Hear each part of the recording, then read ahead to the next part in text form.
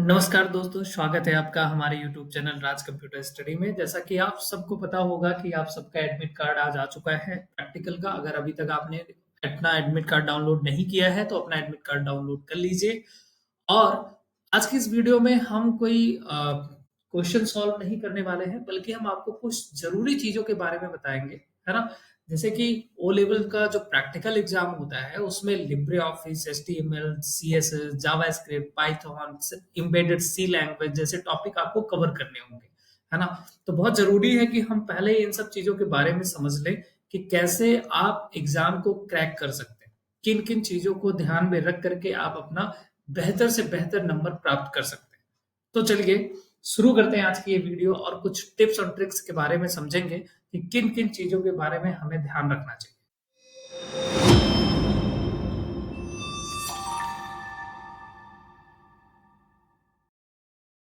तो सबसे पहली चीज, जैसा कि आपके सामने ये नजर आ रहा है, आपको ये ध्यान रखना होगा यहाँ पे कि लिब्रे ऑफिस में जो आपके राइटर है ना, राइटर जैसे डॉक्यूमेंट है, राइटर में कैसे डॉक्यूमेंट बनाया जाता है, राइटर के कुछ फॉर्मेटिंग वाले ऑप्शन की कैसे लिस्ट बनाते हैं राइटर के अंदर, है ना, कैसे फॉर्मेटिंग अप्लाई करते हैं।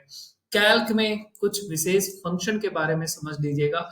और जितने भी एडवांस फिल्टर, स्मार्ट फिल्टर करके ऑप्शन दिया गया है, filter, sort and filter option, उसको बढ़िया से आप लोग समझ लीजिएगा, क्योंकि ये ऑप्शन बहुत ज्यादा जरूरी है। अगर हम राइटर की बात करें तो राइटर में जैसे मेल मर्ज, ठीक है, मैक्रो, ट्रैक चेंज और कुछ फॉर्मेटिंग के ऑप्शन, ये बहुत जरूरी होते हैं। फिर इसके बाद इम्प्रेस में आपको जानना होगा, और इम्प्रेस में प्रेजेंटेशन कैसे बनाते हैं, स्लाइड शो कैसे किया जाता है। ये आपका हो गया एमोन वाला टॉपिक, जो आपको इन इन चीजों जो मैंने भी बताया, इन चीजों को तो आपको तैयार ही करना है ना।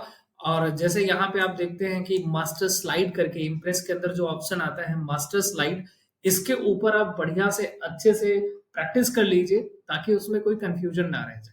ओके। अब अगर हम दूसरे पेपर की तरफ बढ़ते हैं तो दूसरे पेपर में HTML, CSS, जावास्क्रिप्ट, जैसे HTML में देखिए, मैंने अपने ऑफलाइन के जो क्लास होती है वहां पे बच्चों को बता रखा है, मैं ऑनलाइन वालों को भी बताना चाहूंगा। आप HTML के कुछ मुद्दे हैं, जैसे कि आप अगर बात कर रहे हैं टेबल की, ठीक है, टेबल की, तो टेबल आप पूरा डिटेल में प्रैक्टिस करें टेबल की। जब टेबल की प्रैक्टिस कर ले तो ये ध्यान दें कि टेबल के और क्या चाइल्ड एलिमेंट होते हैं, है ना। जैसे टेबल टैग है, टी हेड है, टी फुटर है, टी बॉडी है, टी आर है, टी डी है, टी एच है। तो इन सब का क्या क्या काम है, ठीक है, कौन सा टैग कहाँ लगाया जाता है, कितने एट्रीब्यूट होते हैं, तो टेबल की पूरी डिटेल्स में आप जानकारी लेंगे। ओके। इसके बाद जब आप टेबल की प्रैक्टिस कर लें तो टेबल प्रैक्टिस करने के बाद फिर आप सीएसएस की तरफ बढ़िए। मतलब टेबल को हैंडल करने के लिए सीएसएस की कौन कौन सी प्रॉपर्टी होगी जिसकी मदद से हम टेबल को मैनेज करते हैं, जैसे बॉर्डर कोलैप्स हो गई, है ना, इस तरीके के एम्प्टी सेल हो गए। तो इन तरीके के जो प्रॉपर्टी होती है जो टेबल को मैनेज करने के लिए यूज की जाती है, उसको देखिए सीएसएस। अब जब आप सीएसएस भी हैंडल कर लें, तैयार कर लें, फिर आप W3 सीएसएस पे बढ़िए कि उसमें कौन कौन सी क्लास है जो टेबल को मैनेज करने में मदद करती है।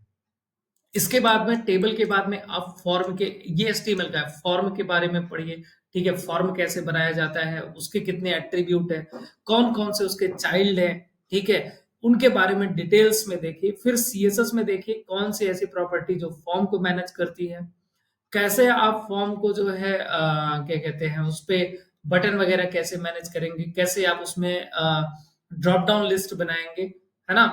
तो इन सारे ऑप्शन, पासवर्ड फील्ड कैसे आप क्रिएट करेंगे, इसके बारे में डिटेल्स में देखिए। फिर सीएसएस और फिर उससे रिलेटेड जो W3 सीएसएस है वो उसकी क्लास के बारे में। इसके बाद में ये वो टॉपिक हैं जो हर बार आते हैं, ठीक है ना। फिर इसके बाद आप लिस्ट को ले लीजिए, लिस्ट बनाना सीखिए, नेस्टेड लिस्ट कैसे बनाते हैं, उसी तरीके से टेबल में नेस्टेड टेबल यानी टेबल के अंदर टेबल कैसे बनाते हैं और लिस्ट के अंदर लिस्ट कैसे बनाते हैं। अगर आप हमारी HTML की पुरानी वीडियो देखेंगे तो वहां पे हमने पूरा कवर कर रखा है कि नेस्टेड टेबल कैसे बनाया जाता है, नेस्टेड लिस्ट कैसे बनाई जाती है। इसके बाद में IMG टैग यानी इमेज लगाना आपको आना चाहिए, एंकर टैग के बारे में आपको आना चाहिए। ये वो टॉपिक है जो घुमा फिरा के हर बार आते हैं, ठीक है। तो इनके बारे में तो एकदम आपको अच्छे से जानना होगा। इसी तरीके से जावास्क्रिप्ट में अगर हम चले तो जावास्क्रिप्ट के कुछ इंपॉर्टेंट प्रोग्राम मैंने अभी हाल ही में आपको सॉल्व करके दिखाया, जैसे कि कैलकुलेटर डिजाइन करना, ठीक है, प्राइम नंबर निकालना और ऑड इवन नंबर निकालना, फैक्टोरियल निकालना, ऐसे जो इंपॉर्टेंट आपके प्रोग्राम होते हैं उनको देखिए। फिर पाइथन में चलते हैं। पाइथन में भी यही सारे प्रोग्राम जो जावास्क्रिप्ट के हैं, ये कुछ और भी इंपॉर्टेंट प्रोग्राम है जिनके ऊपर हम वीडियो लेकर के आएंगे। एम्बेडेड सी लैंग्वेज, जिसमें आप आईओटी को डेवलप करना सीखते हैं। तो ये आपके वो टॉपिक है जो आपको कवर करना ही करना है अपने एग्जाम से पहले। ओके। दूसरी चीज, अगर आपको तेज और जल्दी से जल्दी आपको अपना प्रैक्टिकल करना है तो आपको शॉर्टकट कीज के बारे में पता होना चाहिए कि शॉर्टकट कीज क्या होती हैं, ठीक है, किस प्रकार की, जैसे बोल्ड के लिए क्या शॉर्टकट की, ये तो बहुत सिंपल है, मुझे पता है आपको याद होगा, ये एग्जाम्पल मैंने दिया है। अंडरलाइन के शॉर्टकट कीज क्या होती है, अगर हम कैल्क पढ़ रहे हैं तो कैल्क में कौन सा फंक्शन किस तरीके से काम करता है, और फंक्शन के ऊपर भी हमने एक्सेल और कैल्क दोनों की वीडियो बना करके डाल रखी है। सम फंक्शन लगाने का शॉर्टकट क्या है, अगर हम शॉर्टकट से सम फंक्शन लगाना चाह रहे हैं तो कैसे लगाएंगे, वी लुकअप क्या काम करता है, इंडेक्स मैच, है ना। तो इसको बढ़िया से आपको याद रखना है। HTML में कुछ शॉर्टकट हैं, जैसे कि अगर आपको मान लीजिए टेबल लिखना है और विड्थ लिखना है, तो पूरा विड्थ ना लिख करके W लिख के एंटर बटन दबाएंगे तो विड्थ अपने आप आ जाती है। तो इसके जैसे जो शॉर्टकट हैं, जो कमेंट देने के शॉर्टकट हैं, ये सब चीजें आपको याद रखनी है। प्रॉपर्टी के बारे में याद रखना है, जैसे पोजीशन की कितनी, पोजीशन प्रॉपर्टी की कितनी वैल्यू होती है, एब्सोल्यूट का क्या काम है, रिलेटिव का क्या काम है। ओके। अब जावास्क्रिप्ट में कंसोल पे कोई मैसेज कैसे प्रिंट कराते हैं, पाइथन से अगर मुझे हेलो वर्ल्ड का मैसेज प्रिंट करना हो तो मैं कैसे प्रिंट करूंगा, और कुछ जो भी शॉर्टकट वगैरह इसमें यूज होते हैं वो शॉर्टकट भी आप जरूर याद रखें, जो आपको आपके प्रैक्टिकल को बहुत कम समय में सॉल्व करने में मदद करेगा। ठीक है। इसके बाद टाइम मैनेजमेंट जो बहुत ज्यादा जरूरी है, कि टाइम को कैसे मैनेज करना है आपको, है ना। तो आप एक बात जान लीजिए, आज से अभी से जो भी आप प्रैक्टिस करिए, आप लोग टाइमर ऑन करके ही अपने क्वेश्चन को सॉल्व करिए। आप जो भी हमारी वीडियोस देखते हैं, पहले वीडियो को देख के प्रोग्राम को समझिए, समझने के बाद फिर अपना टाइमर ऑन कर लीजिए, स्टॉप वॉच चालू करिए, फिर प्रोग्राम सॉल्व करिए, कि आप उसमें चेक करिए कि कितनी देर में आपने अपने प्रैक्टिकल को सॉल्व किया। ये बहुत इंपॉर्टेंट होगा। बहुत लड़के यही गलती करते हैं कि टाइमिंग का कभी ध्यान ही नहीं देते। वो 45 मिनट ले लेते हैं फॉर्म बनाने में, 40 मिनट ले लेंगे टेबल बनाने में। तो ऐसे नहीं होता भाई। आपको टाइमर ऑन करके डेली, जितना भी दिन बचा है, टाइमर ऑन करके अपनी प्रैक्टिस करनी है। ओके। इससे आप समझ जाएंगे कि आपको कितना समय लग रहा है उस प्रोग्राम को सॉल्व करने में।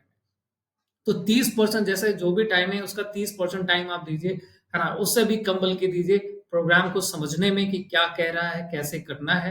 ठीक है। 50% उसका हिस्सा दीजिए पूरे टाइम का, कि क्या आपको कैसे प्रोग्रामिंग करनी है, फटाफट प्रैक्टिकल आप करेंगे, फिर उसको चेक करना, है ना, जो भी उसमें कहा गया, जैसे भी कहा गया उसको देखेंगे, और देखने के बाद में उसको बढ़िया से सॉल्व करिए। इसके बाद में अगर हम बात करें कि टाइम मैनेजमेंट के लिए जो टिप्स एंड ट्रिक्स हैं, देखिए उसकी एक ही बात है कि पेपर को हल करने की प्रैक्टिस टाइमर के साथ ही आपको करना है। ठीक है। टाइमर लगा करके ही उसकी प्रैक्टिस करनी है। इस चीज का आप बिल्कुल ध्यान देंगे, है ना। और वाइवा के लिए कुछ क्वेश्चन आप अपना तैयार करिए, जो भी टॉपिक आप पढ़ रहे हैं उससे कहीं जो है क्वेश्चन आप कहीं पे लिखते जाइए। ठीक है, कि कैसे क्या क्वेश्चन बन सकता है इस टॉपिक से, जैसे टेबल लिया तो टेबल से खुद से क्वेश्चन बनाइए, फिर उसका वन लाइनर आंसर भी तैयार करिए, कि हम उसको शॉर्ट में कैसे बता सकते हैं, सटीक आंसर उसका कैसे दे सकते हैं, है ना। अब वाइवा की तैयारी, जैसे कि अभी मैं चर्चा कर रहा था कि कुछ कॉमन क्वेश्चन मैंने दिखा रखा है, जिसे पूछा जाता है कि कई बार लड़के सोचते हैं कि वाइवा है तो बहुत हार्ड टाइप क्वेश्चन आएगा, जबकि ऐसा नहीं होता। हमेशा सिंपल क्वेश्चन ही पूछे जाते हैं। एग्जामिनर ज्यादातर उन क्वेश्चन पे फोकस करता है, वही क्वेश्चन पूछता है जो प्रैक्टिकल में आए हुए क्वेश्चन होते हैं। और प्रैक्टिकल पहले बहुत ज्यादा बड़ा प्रोग्राम आता था, बहुत सिंपल बहुत छोटे प्रोग्राम आते हैं, है ना। हालांकि बहुत ज्यादा सिंपल भी नहीं कह सकते, कुछ हार्ड भी होते हैं, लेकिन पहले की तरह क्वेश्चन नहीं होते। अब जैसे HTML CSS में क्या अंतर है, वी लुकअप एच लुकअप कैसे काम करता है, मार्कअप लैंग्वेज क्या होती है, जावास्क्रिप्ट में अलर्ट फंक्शन या पॉपअप के कितने फंक्शन है। ठीक है। इस तरीके के सिंपल क्वेश्चन भी आपको ध्यान देना है। ये नहीं कि आप बहुत ही हार्ड टाइप क्वेश्चन तैयार करने में सिंपल क्वेश्चन भूल गए, तो यहाँ आप अपनी ही पैर पे कुल्हाड़ी मारेंगे। तो इन चीजों को भी ध्यान देना है आपको। ठीक है। और आंसर देने के लिए आप छोटे छोटे, मतलब इतना सटीक आंसर दें कि कम शब्दों में पूरा आंसर आपका हो जाए। इस तरीके से आप तैयारी करें। ठीक है? और दूसरी टॉपिक जैसा कि मैंने यहाँ पे लिख दिया है कि बहुत लोगों को ऐसा लगता है कि अगर हमें नहीं आता ना, तो बहुत लोग वहाँ पे गड़बड़ाने लगते हैं कि क्या हो गया?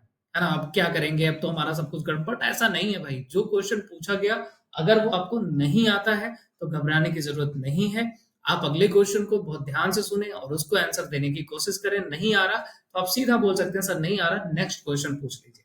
ठीक है? और आपको वहाँ पे बढ़िया से क्वेश्चन को सुनना है, अच्छे से समझना है और फिर उसका आंसर। और सबसे ज़रूरी चीज़ कि कॉन्फिडेंस बहुत ज़रूरी है। जब आपके पास में वाइवा लेने के लिए आपके एग्ज़ामिनर आता है, तो बहुत लोग वहाँ पे, है ना, अपने कॉन्फिडेंस को खो बैठते हैं। तो ये चीज़ नहीं होना चाहिए। अगर आप कहीं बैठे हैं, सुनिए ध्यान से कि किस टाइप का क्वेश्चन सामने वाले से पूछा जा रहा है, आपके बगल वाले से। वैसे क्वेश्चन को बढ़िया से अपने मन में सोचिए, समझिए कि इसका क्या आंसर हो सकता है, किस तरीके से हमें इसका आंसर देना चाहिए। ठीक है? और इससे आपका सेल्फ कॉन्फिडेंस बढ़ेगा। ठीक है? ध्यान से सुनने से आपको आंसर समझ में आएगा और डेली प्रैक्टिस करिए मिरर के सामने खड़े होकर के। ठीक है? आप अगर बहुत ज़्यादा सोचते हैं कि कैसे हमें एग्ज़ाम में बताना है, तो मिरर के सामने खड़े होकर के आप कुछ क्वेश्चन खुद से बोलिए और उसका खुद से आंसर दीजिए। ठीक है? मॉक टेस्ट दीजिए। ओके? तो ये कुछ टिप्स एंड ट्रिक्स थे, जिनसे आपका एग्ज़ाम जो है बहुत सही समय से कंप्लीट हो सकता है, अगर आपने समय लगा करके डेली प्रैक्टिस किया। हाँ, यानी टाइमर लगा करके डेली प्रैक्टिस किया है तो। तो उम्मीद करता हूँ कि ये सारी चीज़ें आपको समझ में आई होंगी। और अगर आप इसी तरीके से ओ लेवल से रिलेटेड बहुत सारी वीडियो चाहते हैं, तो हमारे चैनल को ज़रूर सब्सक्राइब करें और इस वीडियो को ज़्यादा से ज़्यादा लोगों के पास में शेयर करें और वीडियो को लाइक करें। मिलते हैं अगली वीडियो में, तब तक के लिए thank you so much. Bye bye.